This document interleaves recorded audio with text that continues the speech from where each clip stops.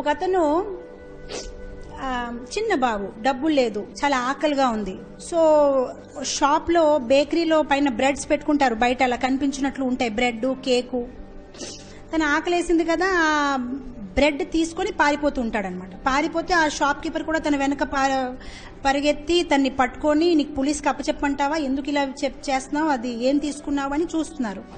పక్కన ఇంకొక షాప్ ఉంది, తను కూడా బ్రెడ్ సూపు అలా సేల్ చేస్తుంటాడు, వెజిటేబుల్ సూప్స్ అని. తిన్ని చూసి బాధపడి, సరే సరే వదిలేయండి, నేను డబ్బులు పే చేసేస్తాను. ఏం తీసుకున్నాడు? 3 బ్రెడ్ తీసుకున్నాడు. సరే డబ్బులు పే చేసేస్తాడు.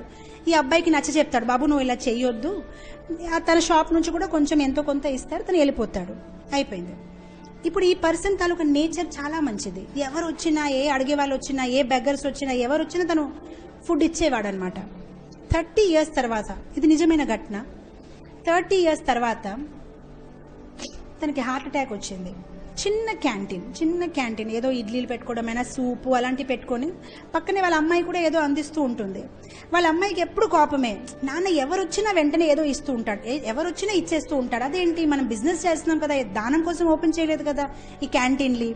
కానీ 30 years తర్వాత తన షాప్లో పని చేస్తూ ఉంటూ తనకి హార్ట్ అటాక్ వస్తుంది. ఇదంతా జరిగింది ఆ రోజుల్లో. Everything is very costly now. Very frequently everybody is getting heart attacks, so there are many doctors, so it become a little cheaper. చాలా కాస్ట్ అనమాట. హార్ట్ సర్జరీ చేయాలి అండి, మొత్తం మీద తనకి హాస్పిటల్లో అడ్మిట్ చేస్తారు అండ్ చాలా పెద్ద బిల్ వస్తుంది అనమాట.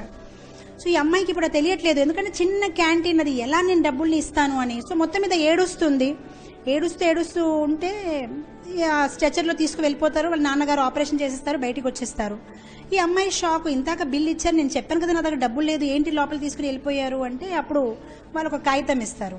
ఆ కాగితంలో చూస్తే surgery bill 0, hospital fees 0, accommodation fees 0 and కింద రాస్తారు everything was paid back 30 years before, 3 loaf of bread and 1 glass of vegetable soup. అమ్మాయి షాక్. లోపల డోర్ వెళ్ళి ఓపెన్ చేసి చూస్తే ఆ పర్సన్ డాక్టర్ గా తయారయ్యాడు, ఎవరైతే 30 సంవత్సరాల కిందట ఆ 3 pieces ఆఫ్ బ్రెడ్ సూపు దొంగిలించాడు. చక్కగా రాశారు, 30 years back you have paid for everything. See, don't worry, nature has its own way, it will repay you back. మనము చాలా పిషనరీగా తయారవుతున్నాం, ఎందుకు ఇవ్వాలి నేను, no, it will come back to you, don't worry, it will come back. Lord has his own way. మనం ఏదైతే చేస్తున్నామో, చిత్రగుప్త ప్రతిదీ రాస్తున్నాడు, ఇతను చూడలేదు, అతనికి తెలియలేదు, నేను ఇచ్చానని అనుకోవద్దు. ప్రతిసారి భగవంతుడు చూస్తున్నారు, మీరు ఏం చేస్తున్నారు, ఎక్కడ ఎవరికి సాయం చేస్తున్నారు, అన్ని భగవంతుడు చూస్తున్నారు. మనం మంచిగా పెద్ద హార్ట్తోని ముందుకి రావాలి. సో ఈ హ్యాబిట్ అనేది మనము డెవలప్ చేయాలి. వెంటనే మేము పెద్దగా ఇవ్వలేమని కొంచెంతో మొదలు పెట్టాలి.